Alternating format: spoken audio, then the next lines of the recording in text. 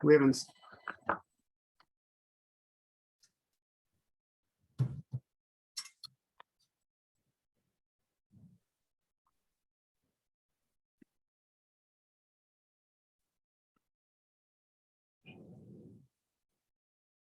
For those of you who are joining us right now, we'll just wait a minute or two to let people enter the webinar before we formally start. Thanks.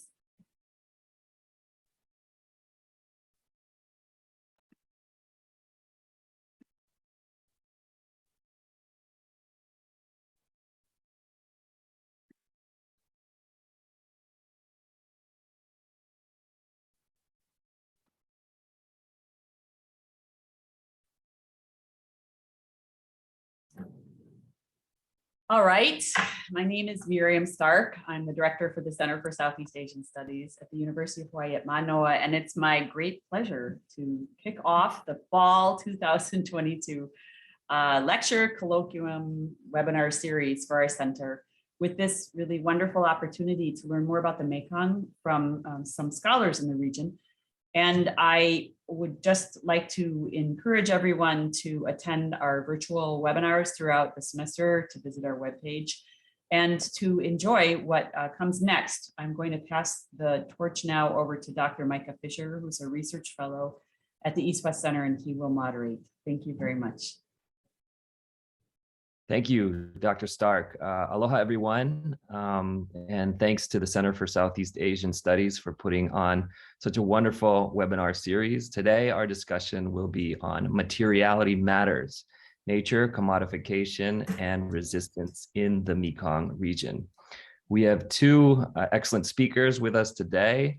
Dr. Mingli Yang is a researcher focused on issues around transboundary water governance and hydropower development in the Mekong River Basin, particularly in relation to livelihoods, community-based natural resource management, civil society movements, institutional arrangements, and public participation. Much of her research has taken place in Thailand and Cambodia. Mingli is from Singapore and possesses a PhD from the University of Sydney. She has previously taught courses on environmental ethics, development, and sustainability at the School for Field Studies Center for Conservation and Development Studies and Pamasastra University while based in Siem Reap and at the National Institute of Education in Singapore. Our second speaker today is Dr. Kevin Woods. He received his PhD from the University of California, Berkeley in political ecology and human geography, where he studied the politics of land and resource governance, reform in relation to ethnic armed conflict in Myanmar. He has published widely on resources, rebellion, and ecologies of war and peace in academic journals and policy reports such as Ceasefire Capitalism in the Journal of Peasant Studies, Conservation as Counterinsurgency in Political Geography, Rebel Territory in a Resource Frontier in Geoforum.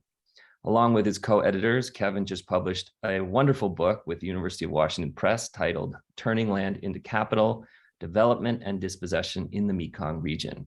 He is currently a research fellow at the East-West Center in Honolulu, Hawaii. So I want to hand over the floor to our speakers. I just want to make a quick announcement. If you have any questions, please put them into the Q&A or feature of the webinar. And without further ado, I'll turn it over to our speakers. Thank you very much. Thank you, Micah, for the introduction. So happy to be here with Kevin to talk about our research. So what we are going to do is kind of take turns to talk about our research in the Mekong region. We are going to discuss our respective field sites and research projects. So for Kevin, what he's done in Burma in relation to rebel forests, and for me in relation to the Mekong River and its waterscapes. So we'll be talking through, walking you through what we work on, where we work, and we're going to be showing you lots of pictures. This was a really great excuse to go through our photo archives and just, look at our field sites again. And we're very excited to show this to you. And I think, as the title suggests, what we really hope to do is to demonstrate why and how materiality of nature matters when we're thinking about processes of commodification and the different forms of resistance that emerge as a result of these processes around commodification.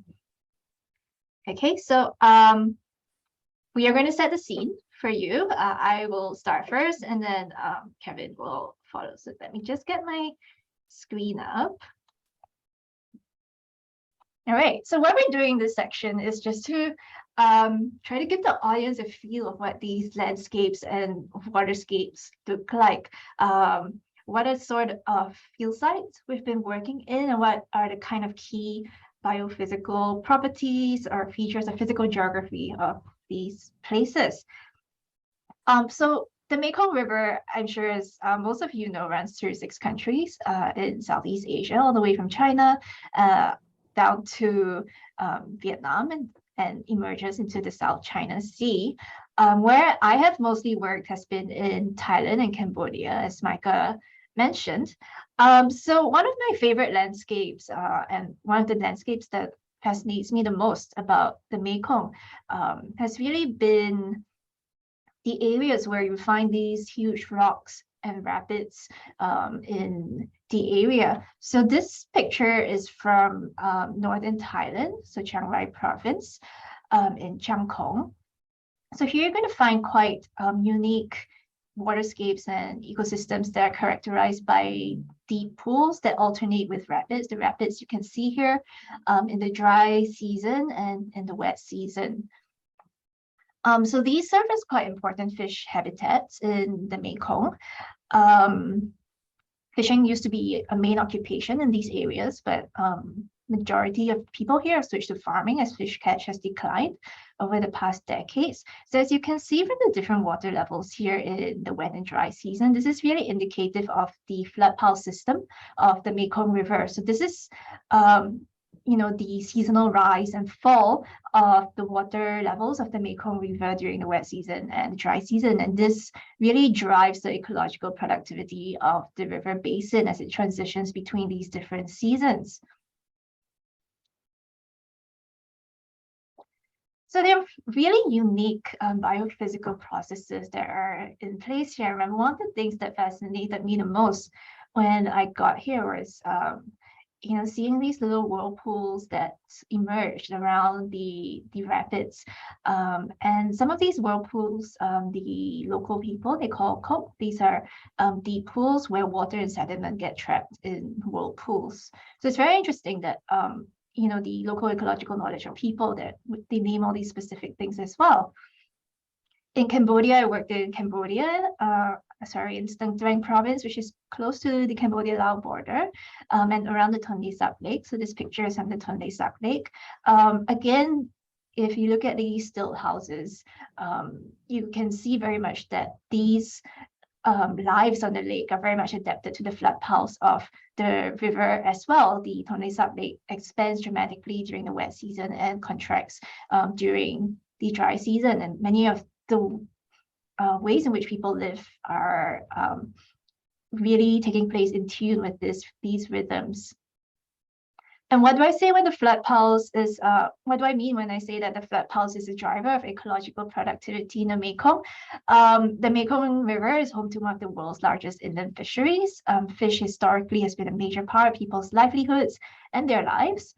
The flood pulse, the rise of the water in the wet season and the fall of the water in the dry season, these serves as triggers for fish migration. And there are many fish species that migrate across very long distances and that span multiple countries as well. And another feature of the Mekong that I really love are the flooded forests that are seasonally flooded. And these are, again, very important parts of the ecosystems and very much linked to this ecological productivity that I was talking about. So these flooded forests usually also serve as very critical fish habitats. So what I have been studying in relation to transboundary water governance has very much taken place around hydropower development. So these large infrastructural projects do have an impact on these biophysical processes and features that I have described. The building of dams are a major threat to the Mekong River's flood pulse and its ecosystems that are mostly characterized by interconnectivity between water, fish, and sediments for example. So here on the left, there's as an example, is the Lower Sesantu Dam in Cambodia, and on the right, I've got a picture of the Xayaburi Dam. So that's a really quick introduction to the waterscapes of the Mekong River. And Kevin, why don't you give us a sense of what your field sites in Burma are like?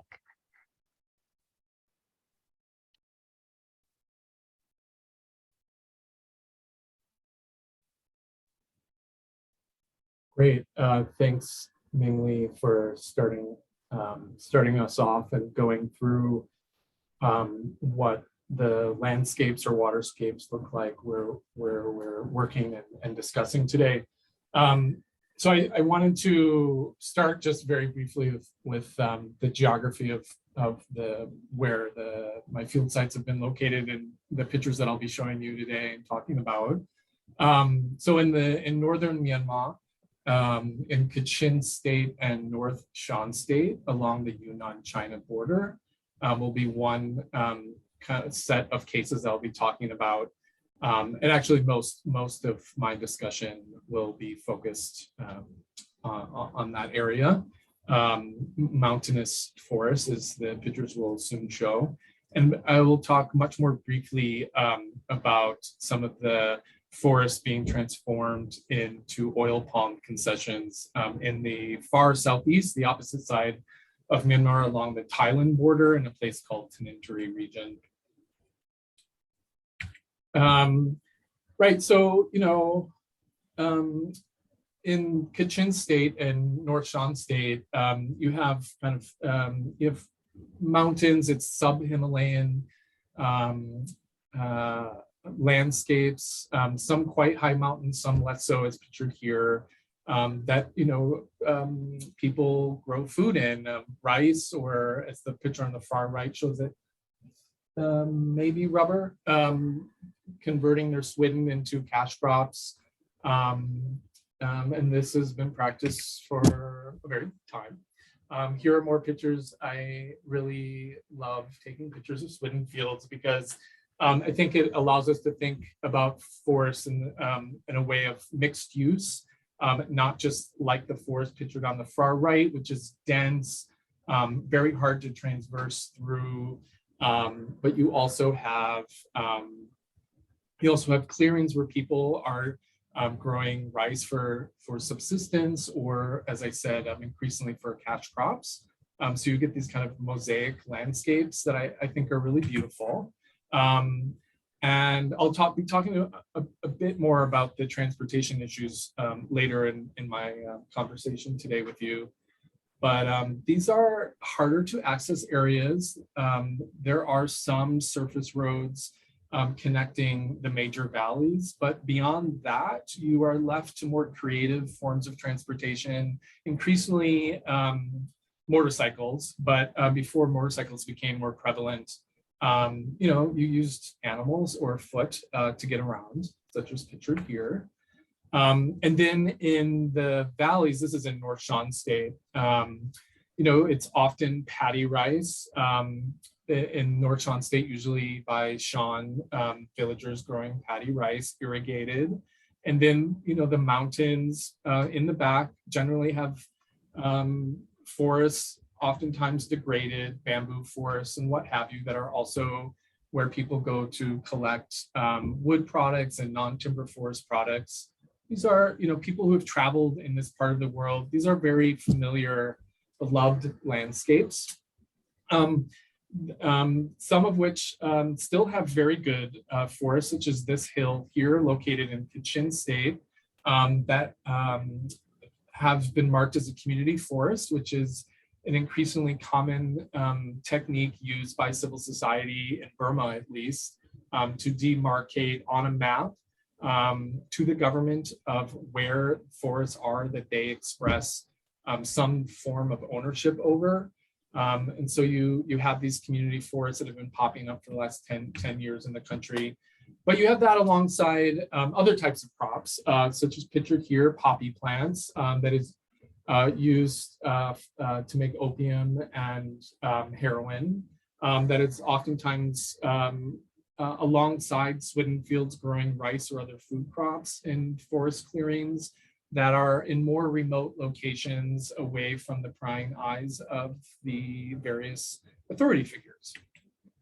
But what I've been studying is how these sort of landscapes have been dramatically transforming.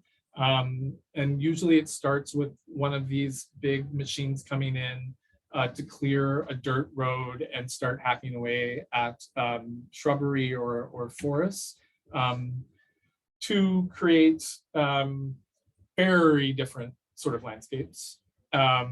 Initially, it's still ongoing, but initially it was mostly for massive mining pits. On the left and bottom right is jade in Kachin State. The upper right is a dam that's going in on the China border with Kachin State. So these are these like massive industrial, just completely leveled, like literally leveled mountains that started to gain sway about 20 years ago or so. But then more recently in the last 15 years, during various waves of cash crop booms, we started, rubber was the first one during the 2010s, and the 2000s going into the mid 2010s. And that has been something that I've written quite a lot about, these new rubber landscapes going in. This is both Kachin and Northern Shan State pictured here. And then as there's a sign on the left is showing the rubber plantation is owned by a paramilitary organization in concert with the Myanmar government. On the right is what started to replace rubber, which is banana as the new cash crop boom, in this case in Kachin State. And so we started to see a lot more banana coming in the past 10 years. Banana. But something I want to get from this photo is how the banana is in the valley, and you still have these kind of forests in the mountains, more or less. And you have this contrasting material landscape being produced from these cash crop booms. And then just for my last two slides, to then go down to the far southeast in Tanintiri region, where you have oil palm. So that was its own cash crop boom. That is the other crop that I've written quite a bit about, where you have actually lowland forests in this case, being replaced by oil palm concessions, such as pictured here, which is a really radical material transformation for these areas that were totally unaccustomed to large-scale agribusiness concessions before the 2010s. And I think, yes, that is all I want to say on that, with showing field pictures, some of which I've never shown before. So that was fun to do. As Ming Lee said, we went through a lot of field research pictures in the last few days. So that was fun for us. Before we go further, I wanted to, Ming Lee and I are going to touch on this issue of materiality.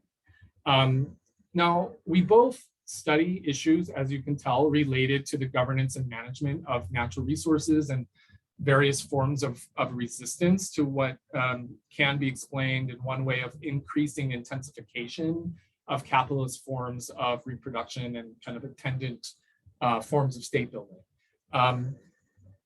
So that was like easy to find those similarities with our work in terms of how they engage. But despite these topical similarities of what we study and how we study it methodologically, we also, we realize that there are important differences in how these processes of commodification and struggles against dispossession and disenfranchisement carry forth, based on the different types of landscapes or waterscapes, natural resources, ecologies that we are working in. And we found that really interesting. And so this panel is meant to kind of tease apart those similarities and differences based on how the biophysical and the socio-political are interwoven through these processes of capital accumulation.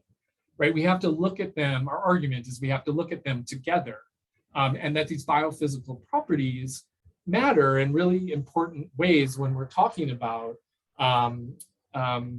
these issues of politics or commodification, the resistance against those processes.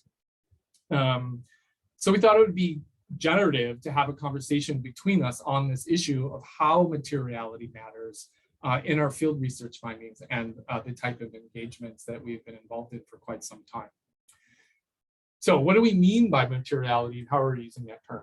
So we understand, right, that there are, and probably many of you on this that are joining us today, understand that there are many theoretical and conceptual approaches to studying materiality. It has a long Marxist legacy of historical materialism.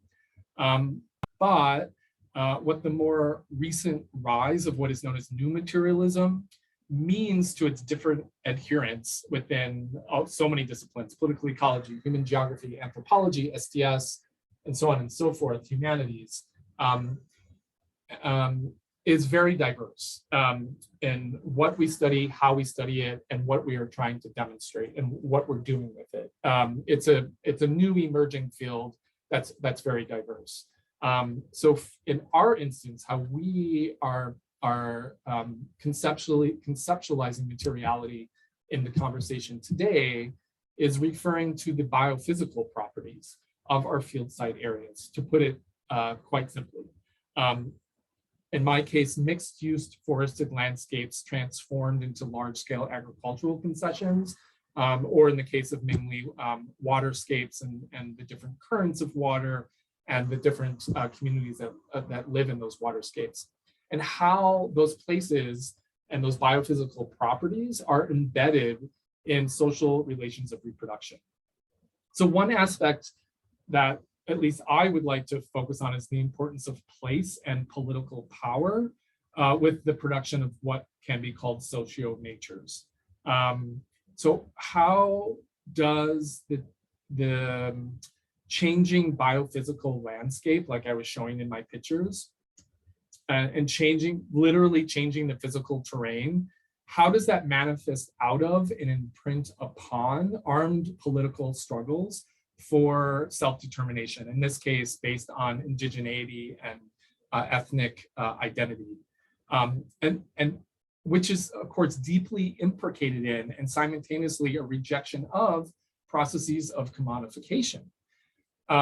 In my talk today, I want to highlight how changes in the material landscape create a new terrain of political struggle, which in turn, that new political struggle in turn then produces a new type of landscape, and so on and so forth. So in other words, the politics of a place is in part influenced by its actual biophysical elements. So let's say a forest versus a swidden field versus a private agribusiness concession, how that imparts and manifests various political expressions by those living there.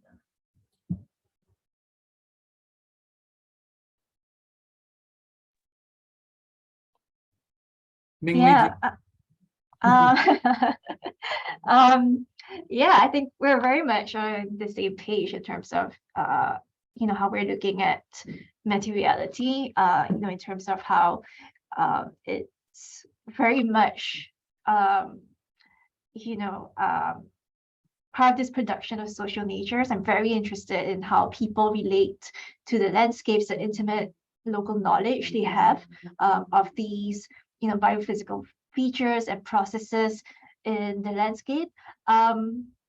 Really looking at how natural resources also come to be. We really have to think about how natural resources are not just something that exists. It really is the biophysical processes that make up the Mekong River, that create these features like fish or sediment that are then perceived as resources. So these are really implicated also in the social relations that exist with the river, and in terms of how natural resource management is carried out in the river basin at different scales, because different groups of people who operate at different scalar levels, have different ways of perceiving the river, have attached different meanings to these biophysical features, and have tried to harness these resources in different ways. And therefore, you have these different processes of commodification that are occurring at different scales.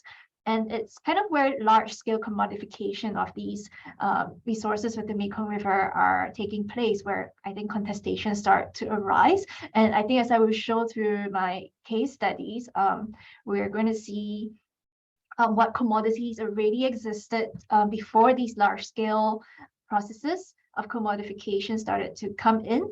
The very specific types of resources that these state actors or private companies are trying to commodify, and its knock-on impacts on the ecosystems, and therefore also kind of throwing out new forms of resistance that arise as a result of that. So I'm just going to share my screen shortly here and show video, because I think when we're talking about water as a resource, we're really thinking about the fluidity of water, and I find it very hard to capture in a static picture. So this is a video I took from along the Cambodia-Laos border just last month. So this is the area that's also known as the 4,000 islands, and really characterized by very steep drops and rapids over there.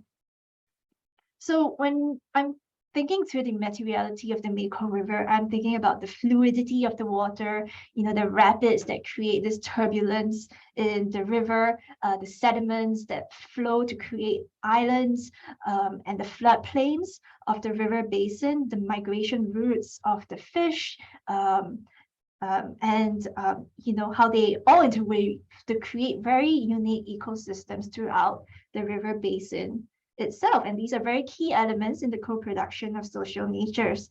So like I said, the ways in which people relate to the river, the multiple meanings that are attached to it, the ways they come to utilize the river and its natural resources, these processes of commodification, and then how these contestations over these processes come about.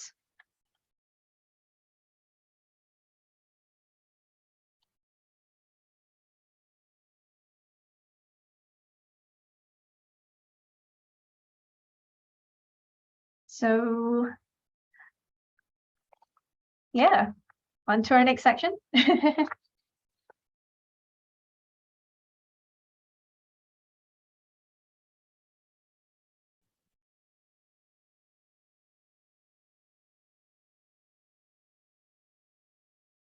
Micah, do you want to introduce the structure for the rest of the talk and start with some leading questions for Mingli and myself? Sure. Well, first of all, thanks for taking us to these places, and I think engaging in materiality in a really productive sort of way. I think without going too much into your case study material, can you give examples about how materiality has influenced processes of commoditization?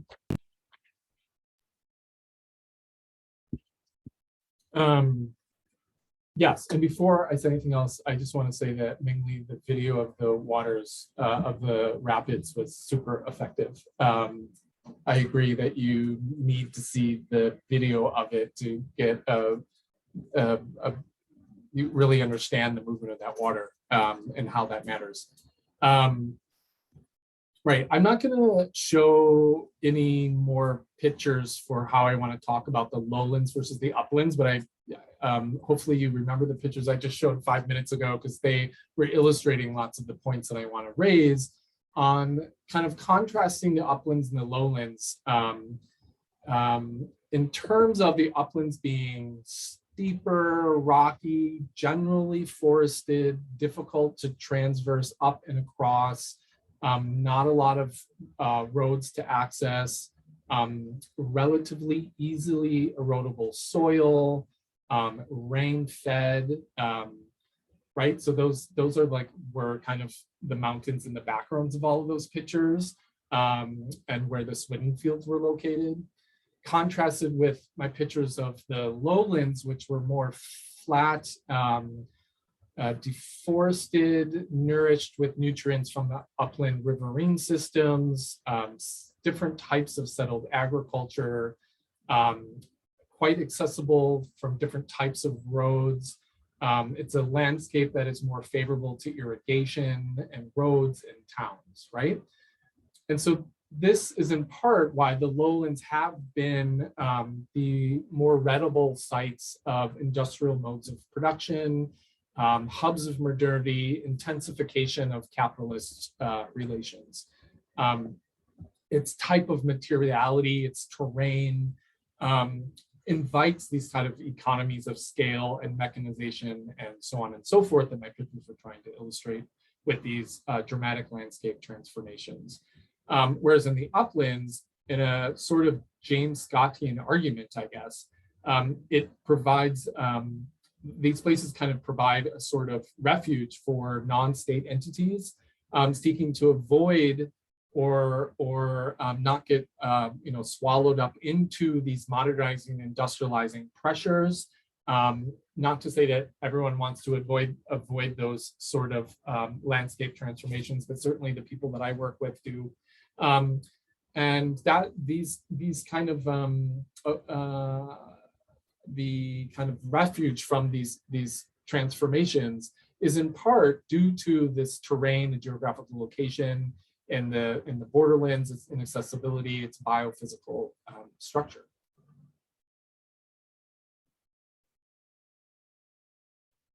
Thanks, Kevin. Yeah, I think that that whole upland lowland dynamic really, and they're different, such like different landscapes. It really brings into contrast how materiality really plays a role in the way that these processes are carried out. So I am going to use that same structure to think through what's happening in the Mekong. Some more pictures. So in the uplands of the Mekong, so you've got rivers flowing through valleys and mountainous areas. And I think it is quite a contrast from that, in some ways similar to what Kevin, you were saying, but at the same time, the river flowing through these upland areas holds a lot of hydropower potential. And that's where, you've got cascades of dams being built in China and Laos to take advantage of these large hydropower potential that's being created by a river flowing through these mountainous areas. So this is actually conducive towards, I guess, commodifying water in a sense. And then as you go further down, so I already showed you pictures of the rocky areas. So you get these rapids and waterfalls that serve as biogeographical barriers for fish migration, but they also pose obstacles to navigation for the transportation of commodities across the Mekong region. And I'm thinking through, how, transport routes also do play a role in producing and influencing the ways commodification are carried out, because you need a way to get your products to the market, right? So in these areas, here, this is again in Laos. This is the Cone Falls, which is the biggest waterfall in Southeast Asia. And what the French actually wanted to do during the colonial period was to establish a trade route from its Indo-Chinese territories all the way up to China. And it was going well until they hit this section of the Mekong, and they just realized that ships and boats would find it very difficult to get through because this area is characterized by very large waterfalls, rocks, and very narrow channels. So one of the expedition members, Francis Garnier, actually said that the river simply would not cooperate with this mission. of theirs. So again, you can see what it looks like in the dry season and why it is kind of perceived as an unnavigatable area. And then when you get to the lowlands, there's a Tonle Sap Lake, which I showed you a picture of. And again, that seasonal expansion and contraction of the lake, making it one of the most important fisheries in the world. And I think what's really important when you get to the lowlands of the Mekong is that the river, you've seen its kind of muddy brown color in the wet season, and that's a testament to how much sediment it's carrying with it. And that forms the very fertile floodplains of the lower Mekong Basin. And that's where you're going to find some of the very important rice growing regions of the Mekong, the most famous being the Mekong Delta in Vietnam, which is known as the Rice Bowl of Vietnam as well. And a more recent commodity that has arisen in the lower reaches of the Mekong is sand. So river sand and its biophysical properties. So river sand is a key component for construction to making cement. You can't use oceans or sea sand for this. So river sand is because it's good because it has a coarser grain size. It lacks the corrosive chloride that's found in sea sand. And also if you think about, the ease of transporting sand compared to, if you're trying to transport water around, it makes it a really important component for an increasing pace of building construction in urban centers. So yeah, I think going back to what we were saying, these key differences in the landscapes and biophysical properties from the uplands and lowlands really kind of brings out how different commodities are being produced, where they are being produced, and the processes through which these commodities travel as well.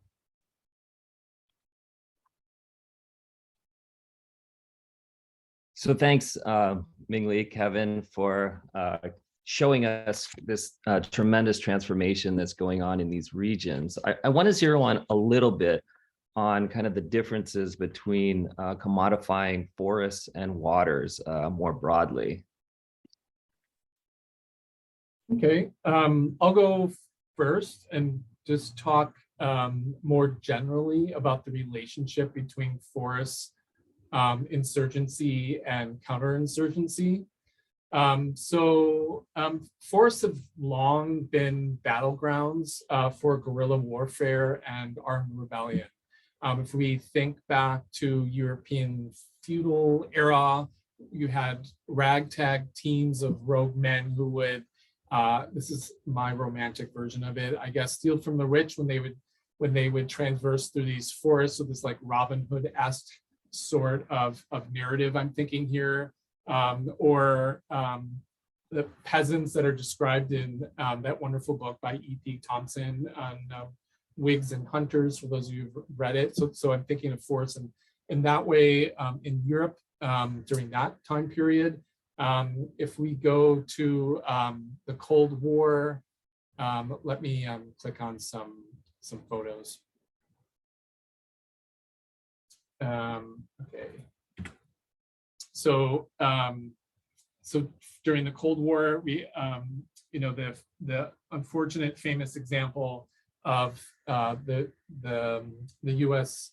forces using Agent Orange to spray on forests to fight the Viet Cong, pictured here, rather dramatic images, and what that did to not only defoliate the trees, but also to the people who were living in them. And so that's a well-known example from the Cold War era, where you had, like an American Army commander, was quoted as saying, trees are our enemy, right? That was like a major impediment for American forces fighting there. But if we switch to back to Burma, those trees provided habitat for their armed struggle. Like that's where they were fighting against, or still continue to fight against, the Myanmar military. So if we go back to maps, the map on the left is the forest cover in Myanmar, and the map on the right is a rough schematic drawing of the territories controlled by various armed rebel groups in Myanmar. And you can see the very tight spatial overlay between where forests remain and where rebel groups control territory, right? So even in present day Myanmar, we see a very strong relationship between forest cover and armed political struggle.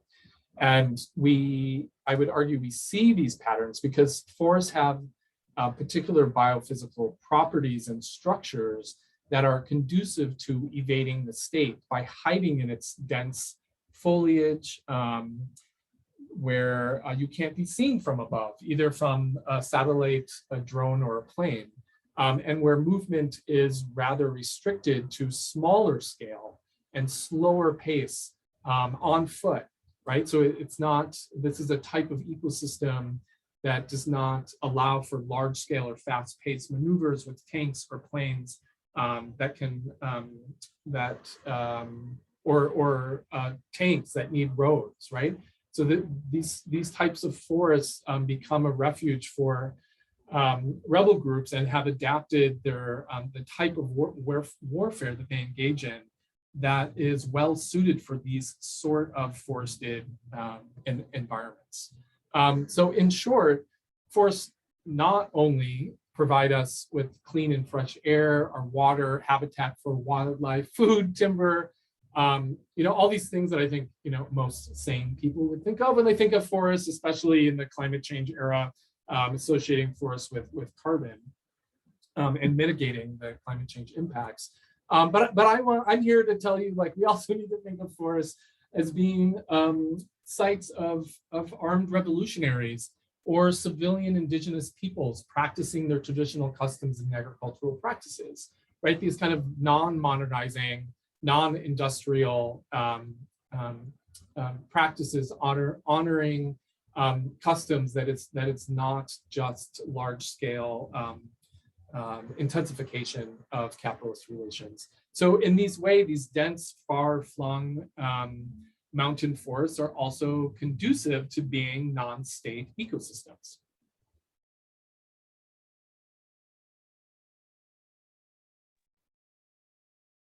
I really like that phrase you're coming up with, non-state ecosystems. That's really cool. And I think it's a very important reminder that not everything can be reduced to a commodity. And that's what we're really trying to point out here as well.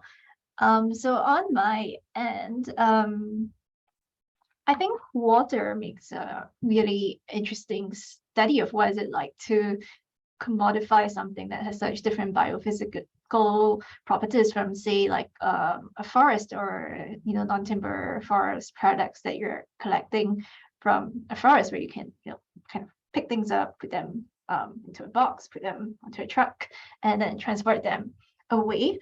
There are some natures that resist commodification in a way, and water has been seen as one of these. It's been described as an uncooperative commodity due to its biophysical properties. And Karen Becker, who's one of the theorists who have talked about this, says the failure to commodify water is in large part due to water's geography, a life-giving, continually circulating, scale-linking resource whose biophysical, spatial, and social cultural characteristics render it particularly resistant to commodification. And she's talking about this in the context of attempts to privatize water in England.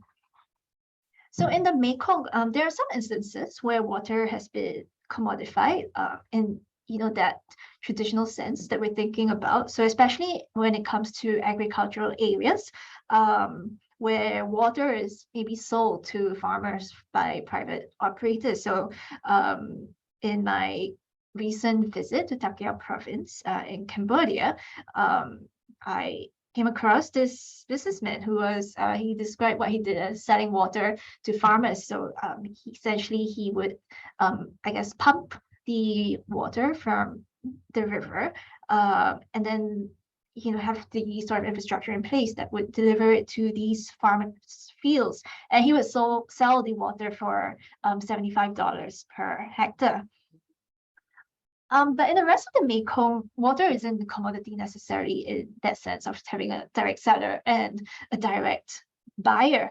Rather, it's a necessary element, a key element to produce other commodities. So, for example, for hydropower, I think is a really good example of that, where you're not no one is buying or selling water per se, but the water is essential towards producing another commodity, essentially electricity.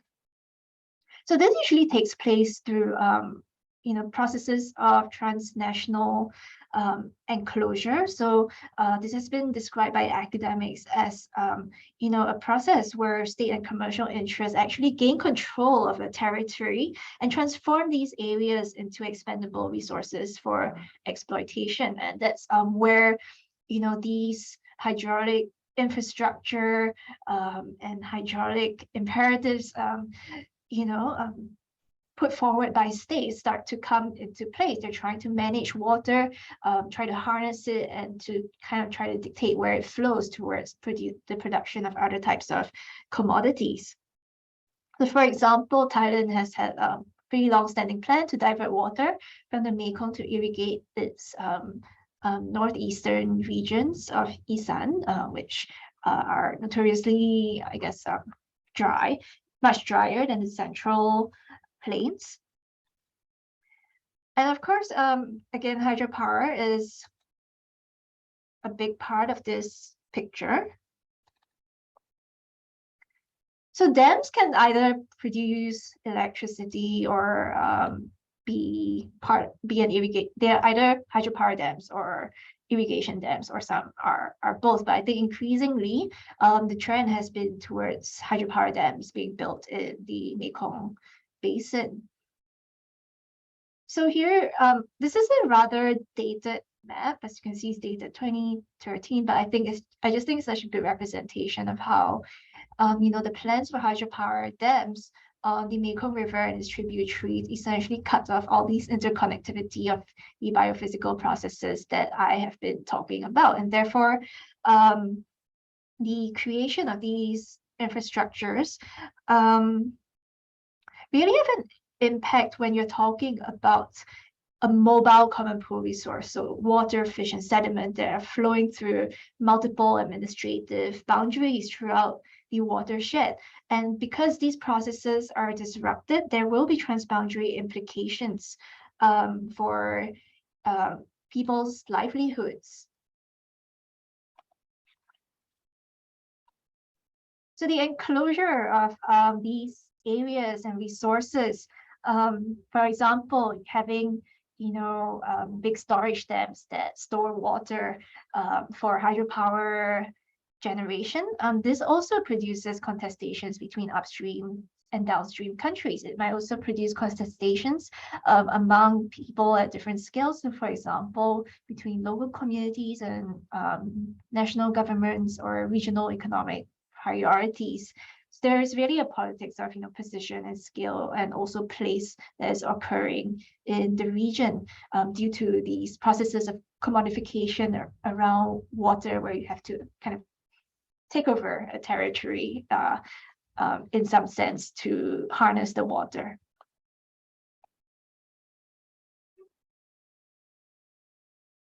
Okay, great.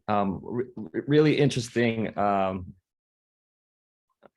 I'm seeing a couple questions that are coming into the Q&A. I want to invite the speakers to give us to illustrate a little bit more on the case study side of things, and then we'll move into these great questions. It looks like we have a really engaged group. very, very familiar with the region. So I do hope to have a good discussion, but I want to turn it over to a little bit more on the case study side. Go ahead. Sure, thanks, Micah. I realize I think we're going, the time is escaping us. So I'm gonna kind of elegantly rush through this case study. It will take no more than 5 minutes.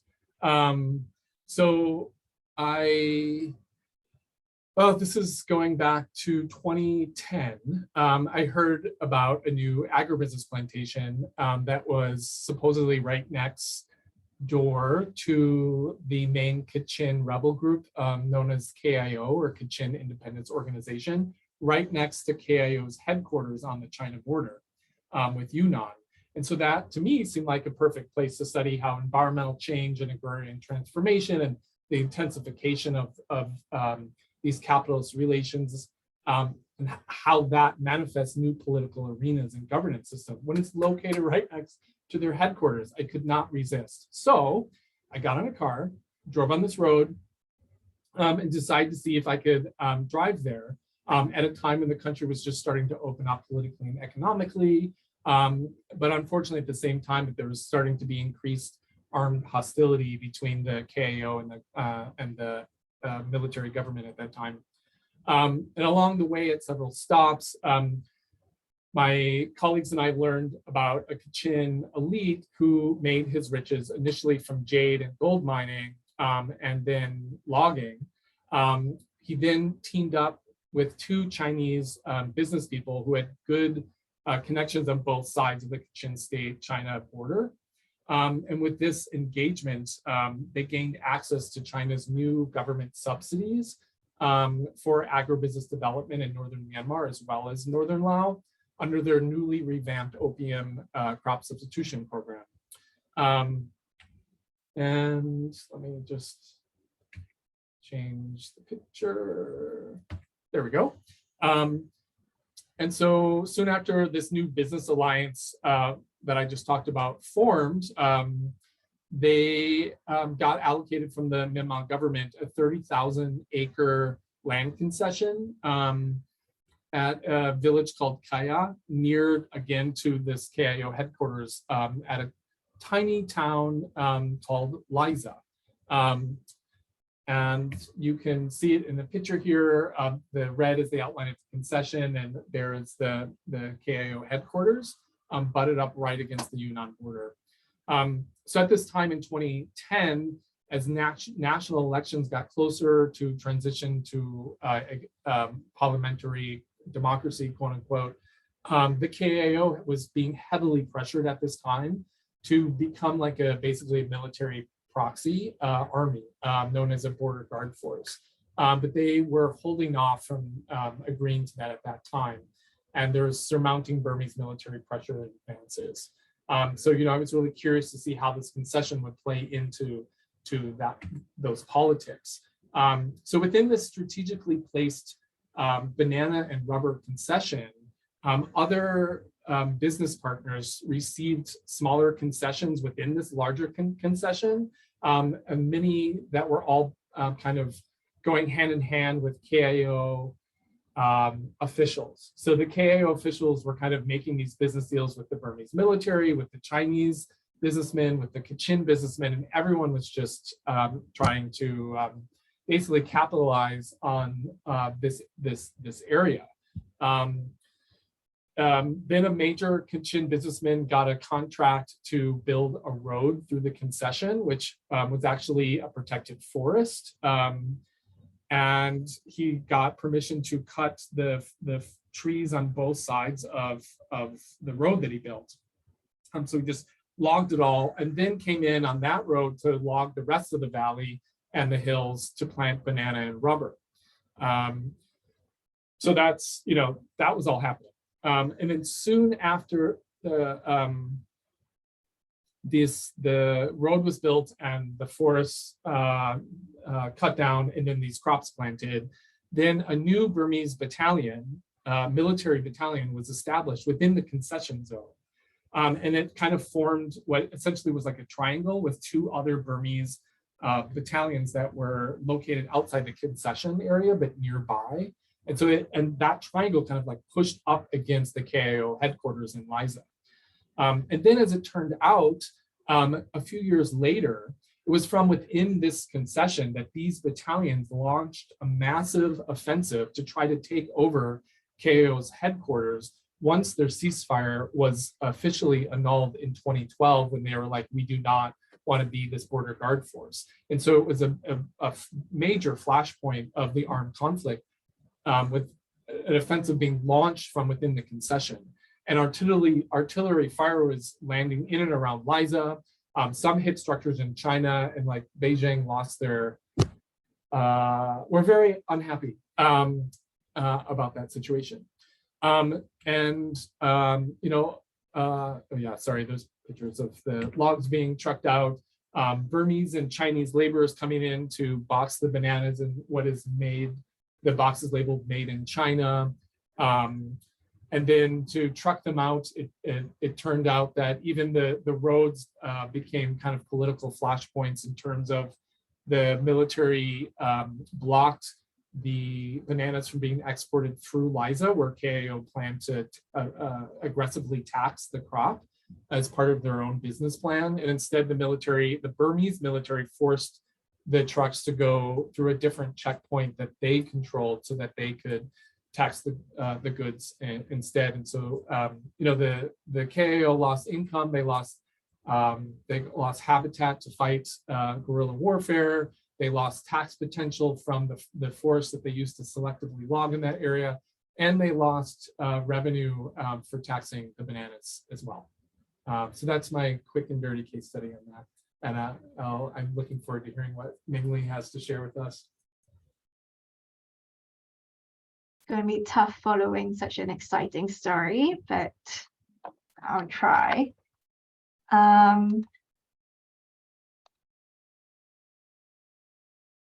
Okay, so my case study is from going back to northern Thailand in Chiang Khong, or rather Chiang Rai province, and the three kind of districts that are bordering the Mekong. So along these districts, the Mekong River actually forms part of the Thai-Lao border. And the map doesn't show it, but China is not that far off up north. So I just want to say that when I'm talking about commodification, I'm not saying that it's only something that's happening recently with large-scale processes of commodification. So I'm just going to quickly go through some of the kind of, I guess, like traditional commodities that have been produced in that area by local communities. So fish, of course, is one of them.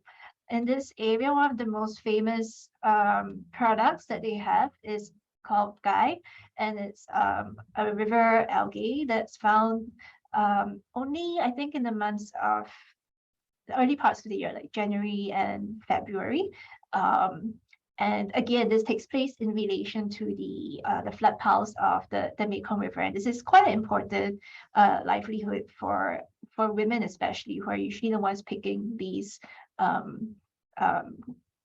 weeds in the river. This picture is from Cambodia, not Thailand, but I couldn't find a picture of a riverbank garden from Chiang Khong in Thailand, but this is just an illustration of what it could look like. The riverbank gardens along the Mekong are actually a very important source of income for people along the river. This happens during the dry season when the water levels kind of fall and the banks are exposed and people can plant crops over there. So what's changing is the scale at which water is becoming commodified and how this is taking place again at a transnational or transboundary level.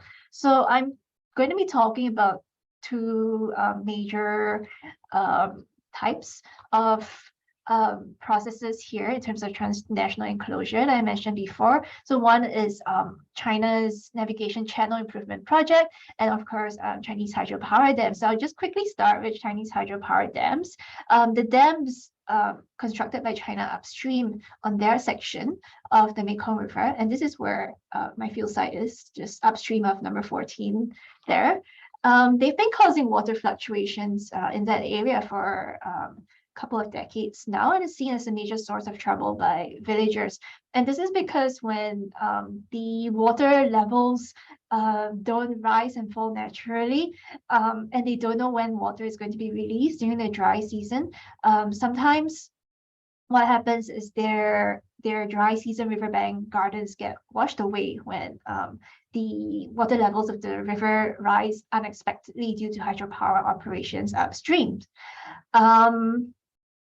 They also say that the river weed has been decreasing again because its production is so much dependent on the flood paths of the Mekong River. Some villagers also talk about how fish are confused by these water fluctuations. They don't know when to come and go anymore.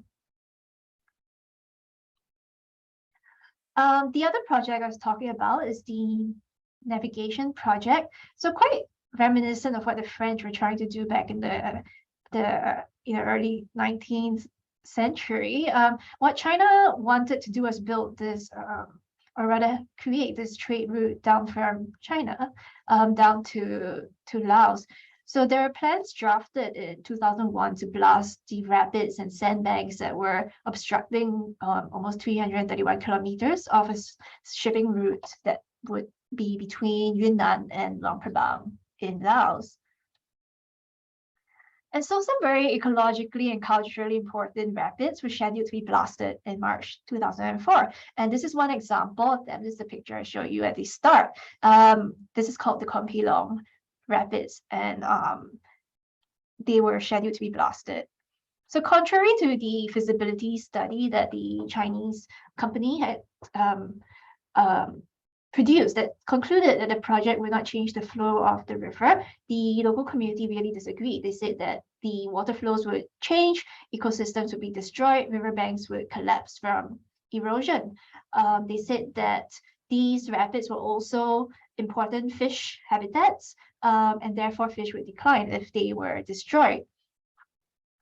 So they also said that all these would cause, changes in the sandbars and beaches in the river, and ironically could create new obstacles for ships once the sediment started settling in different parts of the river again. So I think we've been talking a lot about materiality, but I just want to quickly point out that it's also really tied up with immaterial entities like especially spirits. So if you look at these rapids in the area, you're also going to find that they do have spiritual significance. So for example, this is a sacred site that's dedicated to a Laotian king's son who had drowned in an accident somewhere around there centuries ago. They also believe that the spirits of some of their ancestors were trapped in the rapids, because this is where when the bodies of the dead were floated down the river, they would get trapped in, the turbulence of the rapids happening over there. And here's kind of a depiction at an event that I went to that showed, what dams would do to the kind of almost spiritual lifeline of the river. So the Naga, it's a mystical serpent that's very central to the mythology of the Mekong River. And they were kind of trying to show that by building dams, you're kind of cutting off the spiritual lifeline of the river as well. So I'm going to leave this here before we move on to our next and final section. Thanks a lot, Mingli, Kevin. I think those are really, really interesting case studies, and thanks for taking us there and engaging with kind of the issues of materiality, but also extending them beyond just, the issues of the commodities, and how much change and transformation has taken place, and how that change has changed the local relationships with those commodities and vice versa.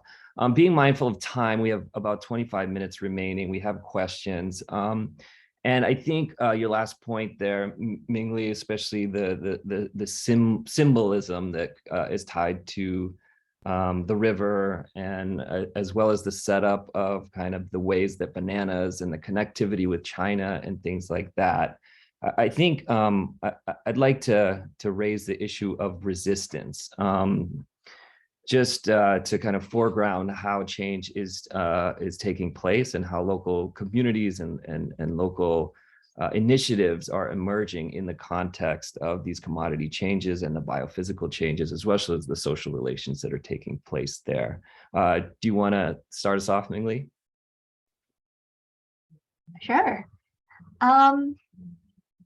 So what was, I think, interesting about this rapids blasting project was that it really became the trigger for the environmental movement in that area to come about. So because they were so led by this quite charismatic teacher from the area. His name is Kruti, and I'll talk a bit more about him later. He was very concerned about the changes that were going to occur to the river if the rapids were blasted. And so he went around rallying the villagers and communities around into action. So I already mentioned their concerns about this, but what was interesting was that they also raised concerns to the Thai government about the Thai-Lao border. So the Thai-Lao border, interestingly, itself is defined by a biophysical feature of the river.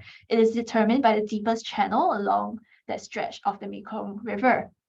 So actually the Thai Ministry of Defense, when they got wind of this, became very concerned that the blasting of the rapids will alter the Thai-Lao border, and this actually kind of tipped things in favor of the community, and it led to the project being suspended back in 2003. The project was revived again in 2016, and if you visited in say 2017 when I was there, you have seen these stickers, t-shirts and caps around Chiang Khong and the districts around there, and it says stop blasting the rapids of the Mekong. So there's very fierce advocacy going on at the time, supported by civil society, academic scientists, and eventually the Thai government cancelled the project in 2020, and this was quite a rare win for communities in the region. It's very rare that a large-scale project would be cancelled for that. So I just want to talk a little bit about the ways in which they resisted this project back in the early 2000s. So one was producing an alternative form of environmental impact assessment that would be meaningful to the villagers. This is Thai-Ban research, which is research led by Thai villagers. And so here you can see them documenting the materiality of the river. So they documented 96 fish species with a lot of detail about its appearance, its local and scientific names, its eating habits, breeding seasons, where it could be found, so on and so forth. They also recorded and mapped the names of more than 400 rocks and cliffs, and this really emphasized the socio-ecological complexity of the area. And I think what Thai-Ban research did was to make the materiality meaningful in a different way by highlighting and legitimizing communities' intimate understanding of the environment. So this is rather than just seeing the river as a resource to be exploited or having the resources being seen as a commodity to be exploited for state development purposes. I think the environmental movement also created new social natures over there as they started to attach new meanings to nature's materiality. So for example, environmental conservation started popping up there in the form of community conservation zones. And I think communities had to kind of change the way that they thought about the river. At first they thought, oh, why am I being excluded from this fishing ground? But once the village leaders tried to convince them, and they slowly came around to this idea of having a conservation zone for fish where no one could fish except for maybe a certain time of the year. And the environmental movement there has actually proved to also be a very strong player in a network of civil society and communities who have opposed hydropower development in the Mekong region, even if the dams are not in Thailand themselves. And you can see their success in the awards that they have been given. So on the left, the Chiang Khong Conservation Group actually supported this wetland forest conservation group, which won a global environmental award, and more recently, this group who I mentioned earlier, who rallied the villagers into protesting against the rapids blasting project, he was awarded the Goldman Environmental Prize this year. So the scale and network of communities involved in resisting these projects in the Mekong region in relation to water resources has been a really interesting thing to look at. Very, very interesting. Kevin, do you want to tell us in very different political contexts how resistance might have emerged in your case study? Sure, thanks, Micah. And just because of time, I'm going to be extremely brief and almost basically just summarize my messages from earlier, which is to say that what I was trying to show is that a landscape, in this case, a forest, can initially be kept from processes of commodification and intensification of capitalist relations due to its biophysical properties and its related accessibility and political governance. But my case also demonstrates how these material transformations from, let's say, a forest to an agribusiness concession can also eviscerate some of those biophysical properties that initially enabled these types of, in this case, armed political resistance. Okay, so first, the forest keeps at bay, if you will, these processes of commodification and allows for a certain type of political resistance. And the cutting down of that forest, the planting of cash crops and connecting that with roads, right, eviscerates these type of political governance against the state. And the final thing to say is that another angle to be looking at is the relationship between a landscape's materiality and the forms of resistance related to civil society disenfranchisement from those environmental changes. So in my case, civil society ideologically seeing these new agribusiness landscapes popping up in their territory, seeing that as their rebel political leaders effectively selling out. This had a lot to do with my work on what I was calling ceasefire capitalism during those years.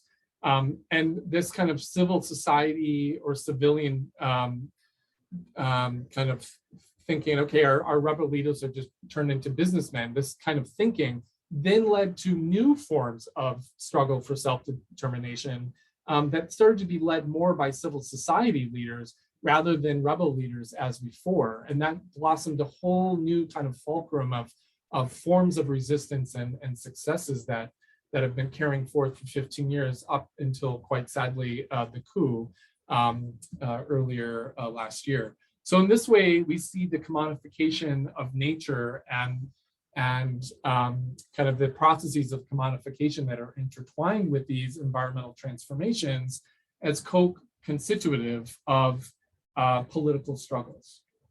I'll leave it at that.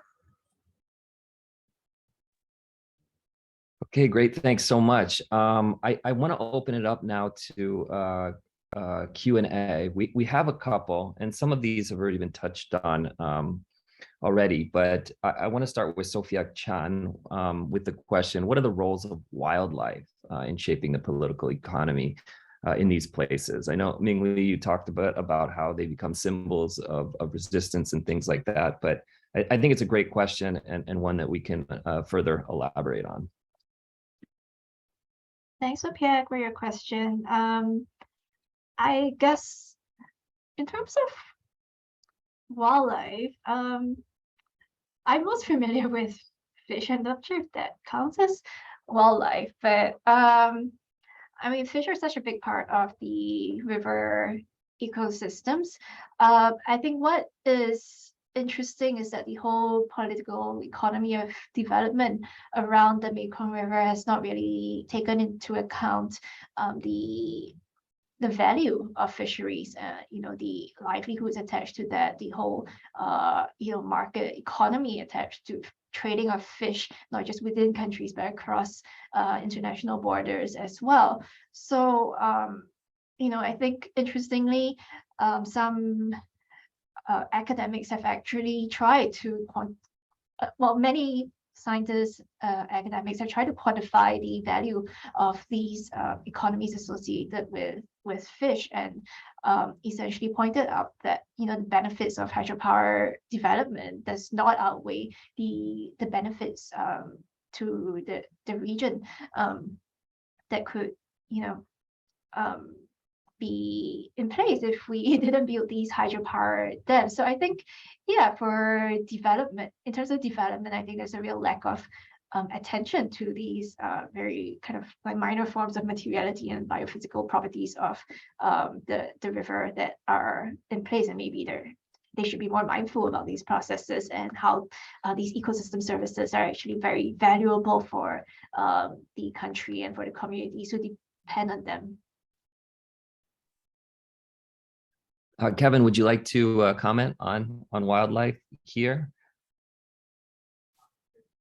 Thanks, Micah. And maybe just very briefly, in terms of wildlife in the places I was talking about, I mean, there really is substantial wildlife remaining in some of the more remote areas. And I think the wildlife is influential in the shaping of the political economy as it relates to migrants. So I'm just thinking of some research and stories that I've heard with roads coming into forests, migrants coming to do cash cropping, but then quickly realize that, oh, there's quite a lot of wildlife remaining here.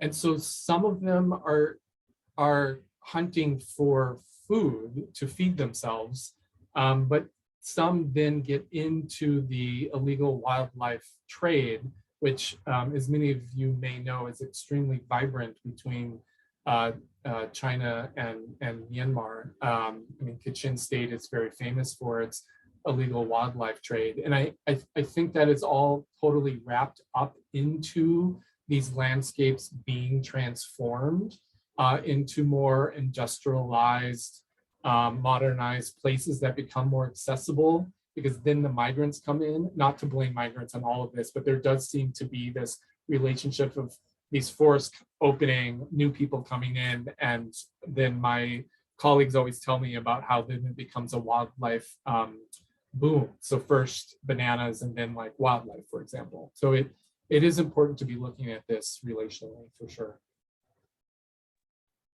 Very interesting. In terms of the biophysical, the wildlife, let's shift the biophysical to the actual landscape or the waterscape here. We have a question from Lisa Aronson, first for Kevin. She says, I appreciated your discussion of forests in the Cold War conflicts. In these places that you've studied, did the forest becoming a warscape shift the ways in which those landscapes can be inhabited or used by communities in the present? Lisa, that is such a good question.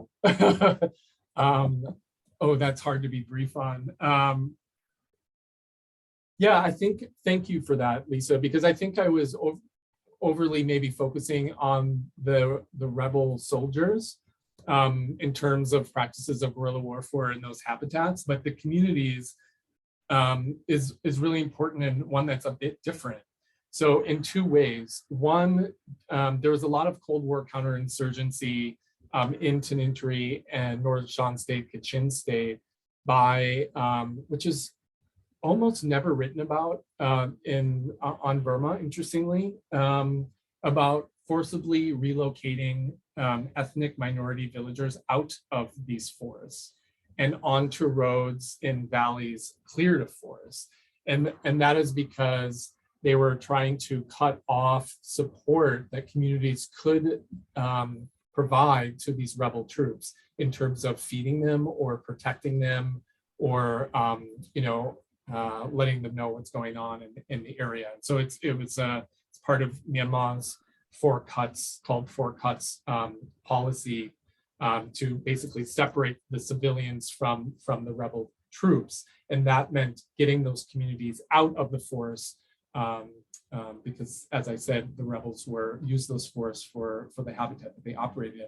And then secondly, just very quickly, is that but during active armed fighting, forests became a refuge for communities nonetheless. They often would flee those resettled village hamlets that they were located in and would run deep back into the forest as IDPs, internally displaced peoples, to wait out the fighting, because that was safer, either because it was more remote or because it was indeed within the rebel territory where they felt better protected. So for the reason why I liked your question so much is it shows how forests, depending on which community and perspective we're talking about, played a very different role, both materially and discursively.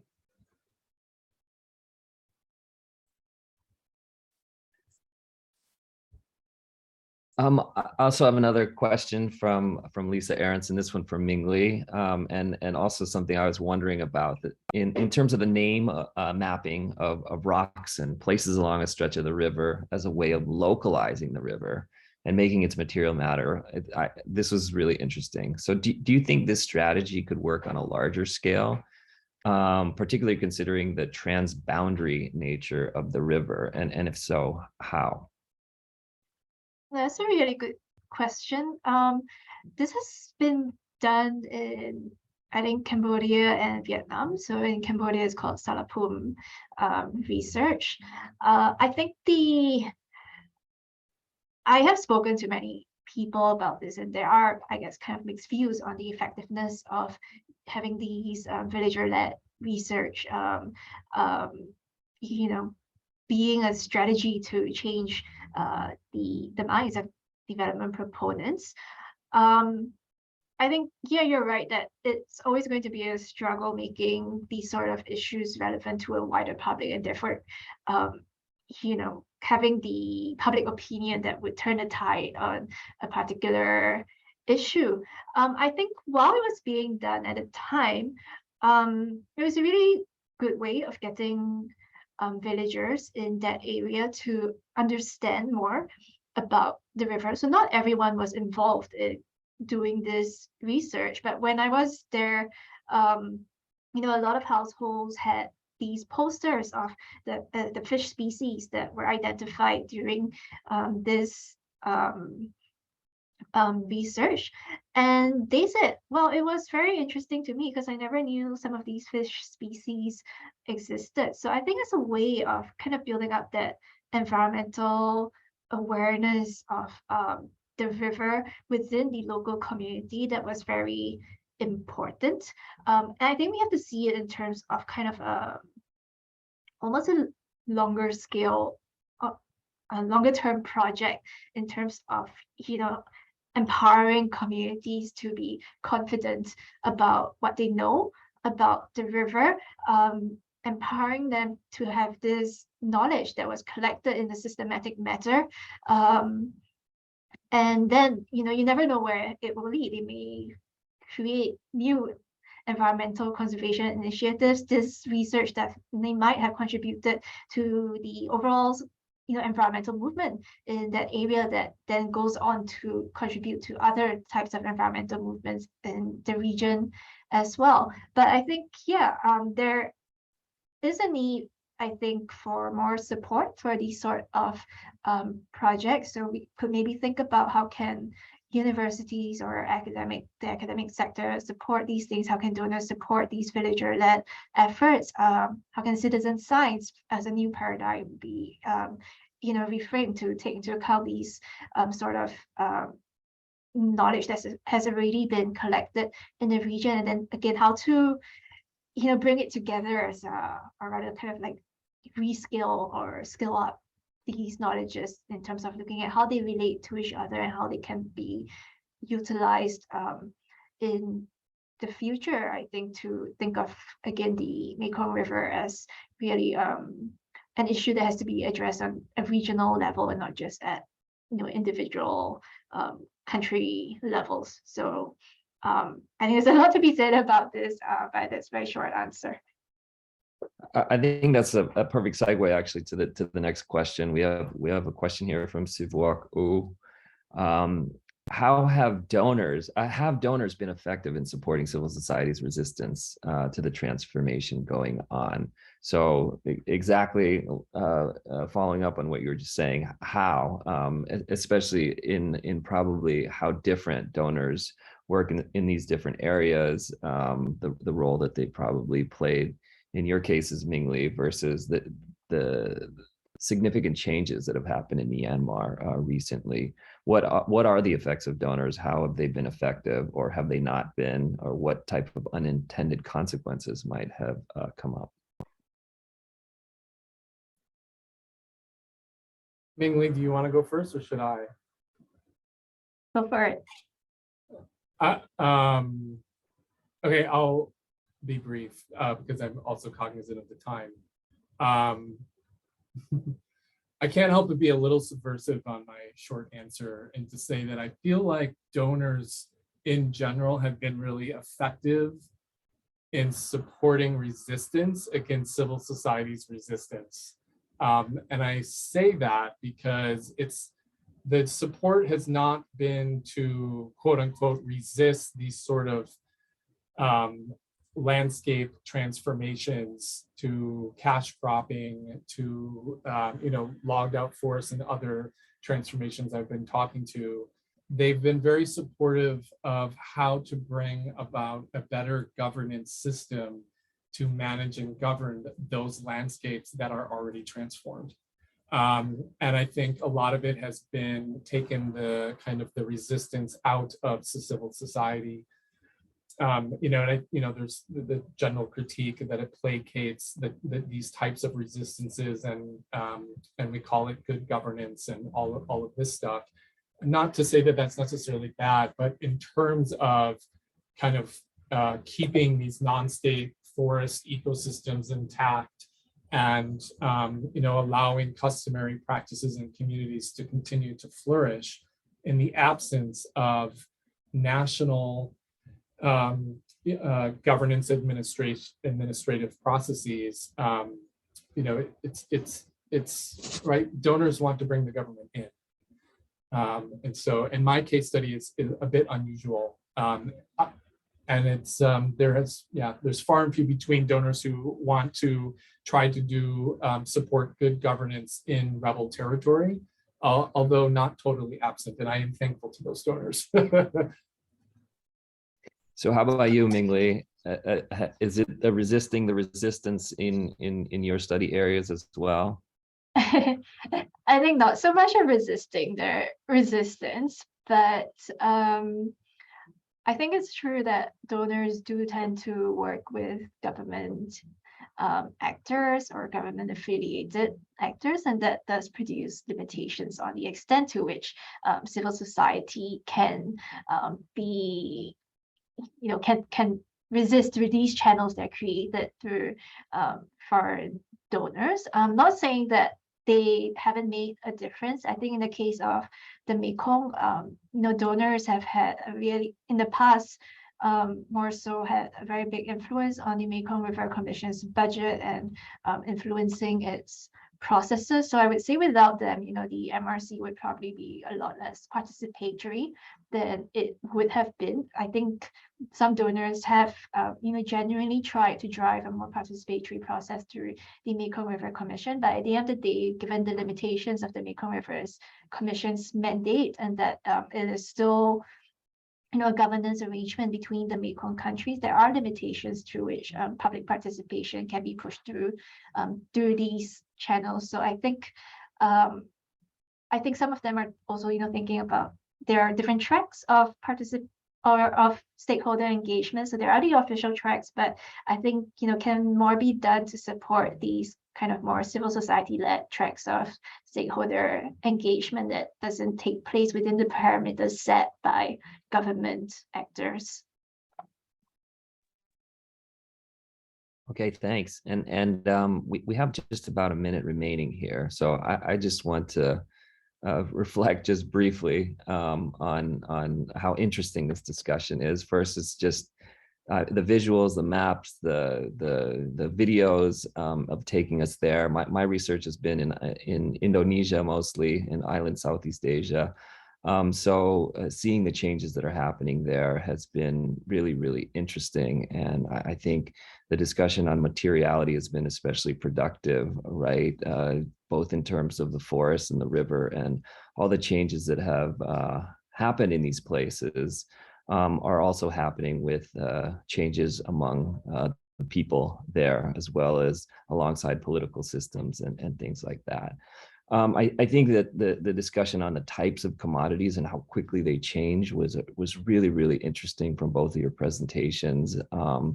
You know, just the issue of bananas and the supply chains that it makes us think of, as well as the mining elements and the damming elements in the Mekong region are really, really interesting.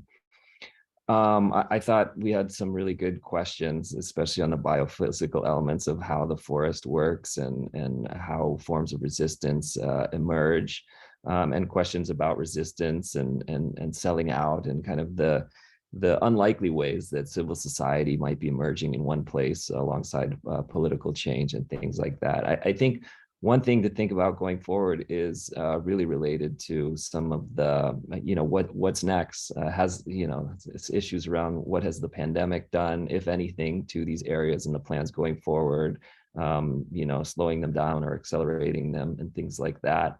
I think to imagine how fast some of these changes have taken place and how quickly they might be changing even further in the future is a really interesting one. I want to turn it back over to both of you for any concluding thoughts, and want to thank the UH Center for Southeast Asian Studies for putting on such a great session, and hope there's more to come. So why don't I turn it over to Kevin first, and then Ming Lee to take us out.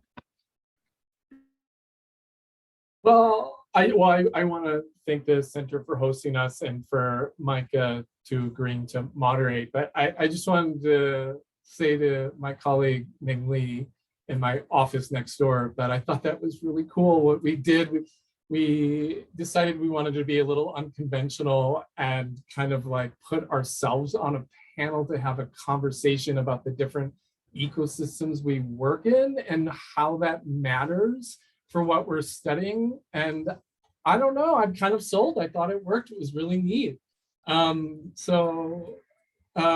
Thanks, Ming Lee. You're welcome, Kevin. Yeah, I thought that was really interesting, like finding that common ground that, you know, we could work from, even though it's such different contexts. And yeah, I really enjoyed talking through these like similarities and differences that I think Micah summarized really well. So thank you all for listening in, and thank you to the Center for Southeast Asian Studies for having us. I really enjoyed this. I see a survey link for those who are still here. Please support the center by filling out the survey. Thanks everyone.